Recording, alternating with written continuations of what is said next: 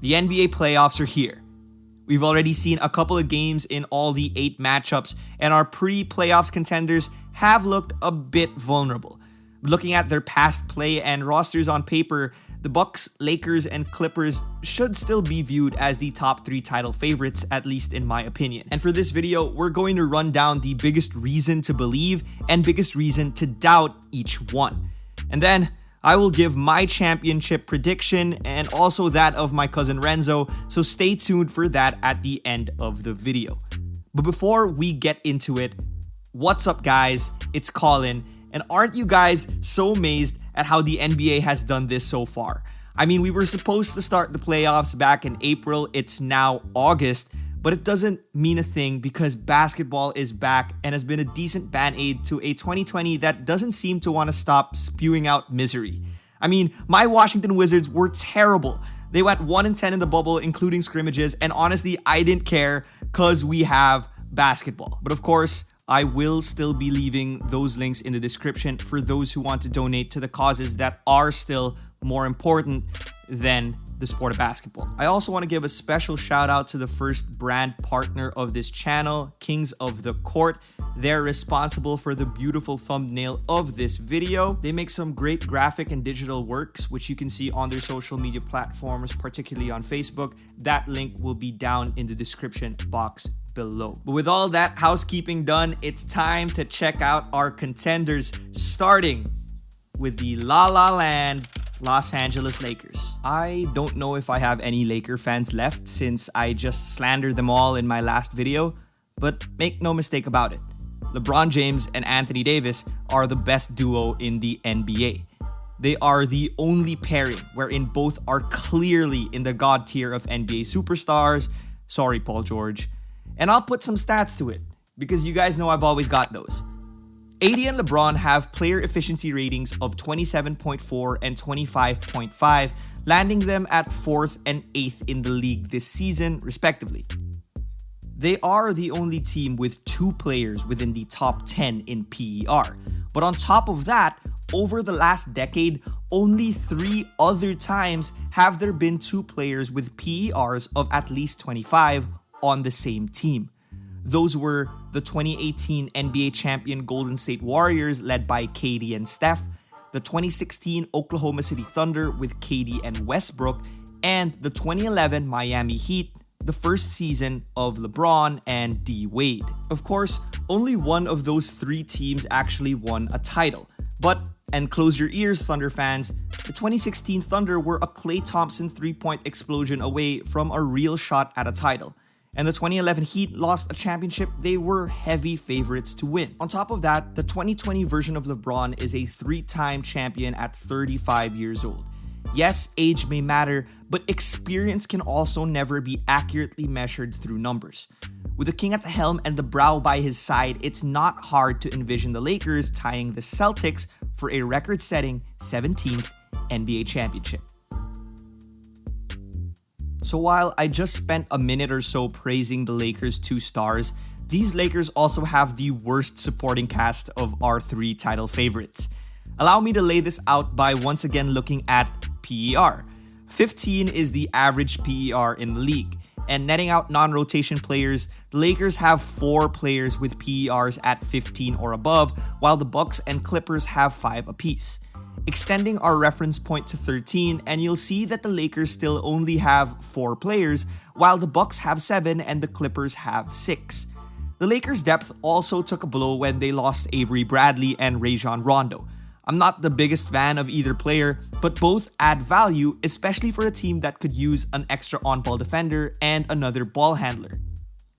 Plus, I was so excited to see playoff Rondo to see if that was a real thing, but I guess we're gonna have to wait another year. But this is also precisely why the Lakers' X factor is Kyle Kuzma. While I did also go at Kuzma in my last video, he's clearly got the most upside of all the Lakers' secondary pieces. Because I mean, you guys saw how KCP, Danny Green, and Alex Caruso played in Game 1, right? They shot a combined 2 for 16 from downtown and scored 13 points amongst the 3 of them. And while KCP did make up for that in Game 2, you're going to really have to expect consistency from Kyle Kuzma amongst their pieces. Kuzma actually shot almost 45% from downtown in the seeding games, including that confidence-boosting game winner against the Nuggets. However, in the first 2 seeding games, he's been less than okay, shooting just 7 of 20 from the field and averaging just above 10 points.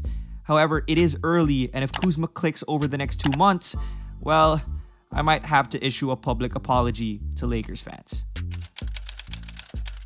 The Bucks were by far the best regular season team last year, finishing as the only team with 60 wins and a plus 8.6 net rating, which was over 2 points higher than the second placer.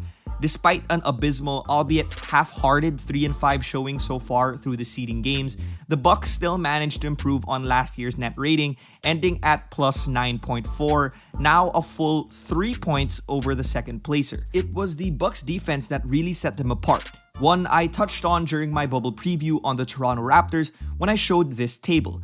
And their lead in those stats was so large prior to the bubble that they still lead the league in all the same stats you see on your screen right now, despite the 3-5 performance.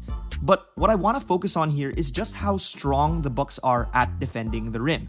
With potential Defensive Player of the Year Giannis alongside Brook Lopez patrolling the paint, teams shoot just 29% of their shots at the rim against Milwaukee, by far the lowest at-rim frequency in the league. And for good reason. The Bucks also allow by far the lowest field goal percentage at the rim at 55.1%. And while the Bucks aren't to the Raptors level in terms of stifling the three-point game, the idea here is that they can limit their opponent's inside game and gobble up all the boards while also assuming that opponents can't kill them with long-range bombs in 4 out of 7 games. Through 2 games in the Magic series, we've seen the good and the bad of this Bucks defensive identity. In Game 1, the Magic, who were just 25th in the league in three-point percentage in the regular season, shot 16 for 41 from downtown at 39%. But in Game 2, the Magic went back to earth and shot just 21% from downtown. I still do believe in the Bucks defense simply because there's more proof of it working than there is of it not. But with the amazing shooting of the Miami Heat likely coming in round 2, the Bucks defense will definitely be put to the test. The Bucks may be deep, but the question mark on them is still on whether they have enough to support Giannis, especially late in games. We saw how the Bucks were exposed by Kawhi and company last year in the conference finals, and while Giannis has clearly taken some steps forward this year, he still has the same limitations as a shooter and effectively in half-court situations late in games. Now, this is no surprise. Chris Middleton is going to have to be a legitimate second star for the Milwaukee Bucks. Last season was not one of his best, and it continued on in the playoffs where he averaged under 17 points per game and shot just 41% from the field. And against the Raptors defense in last year's 6-game playoff series, his offensive numbers went down even more. The thing is, it's looking that way so far through 2 games. Middleton has averaged just 8 points against the Magic, including a 2.1-for-8 dud in a Game 2 win. And he can't stay that way if the Bucks are gonna make a long run. What's odd is Middleton does have some history of performing in the playoffs, particularly 2 seasons ago when he averaged nearly 25 points and shot almost 60% from the field and 61% from 3 in a 7-game series against the Celtics. That was, of course, pre-MVP Giannis. If the Bucks are gonna have a chance at a championship, Middleton's gonna have to channel that type of player again. And he's not the only one who needs to step up amongst the Bucks supporting cast. I also believe that Eric Bledsoe needs to evolve into a playoff performer. He's been criticized for underperforming in the playoffs in the past, and for good reason. Against the Raptors last year, he shot below 30% from the field and just 17% from beyond the arc, and honestly looked unplayable at times. If you've watched the Bucks in some clutch situations this year, you'll also know that they're going to desperately need another ball handler beyond Giannis. Bledsoe needs to be that guy. A common NBA Finals narrative has been between the Milwaukee Bucks and the LA Lakers simply because of the Giannis-LeBron matchup. But you can easily argue that the LA Clippers have a legitimate shot over both those teams. The Clippers have virtually no holes in their lineup. They have their championship-proven superstar in Kawhi Leonard. Then they have their overqualified second star in Paul George, who, might we remind you, was third in MVP voting last season. Both of those guys are more than capable defenders against LeBron James and Giannis Antetokounmpo in a 7-game series. And I mean, Kawhi's already proven that against LeBron with the Spurs and Giannis with the Raptors, and PG did a pretty good job against LeBron back in his Pacer days. But unlike the Bucks and Lakers, it's the Clippers' depth beyond those stars that really puts them over the edge. Their two Sixth Man of the Year candidates in Lou Williams and Montrezl Harrell give them a dynamic scoring punch off the bench that the Bucks and Lakers just don't have. Then you remember that they have a defensive punch in Patrick Beverley, who will annoy opposing perimeter players the entire 48 minutes. Then there's a supporting cast of Marcus Morris, Reggie Jackson, Ivica Zubac, and Landry Shamet, which gives them an elite rotation stacked with playmakers, which is the most valuable resource in the postseason. And at full strength, the Clippers have been, well, the clear-cut best team by far. Since the All-Star break, their net rating of 9.1 in 16 games leads the entire NBA by a wide margin. So when LA is firing on all cylinders, they might just be the best team in the entire NBA.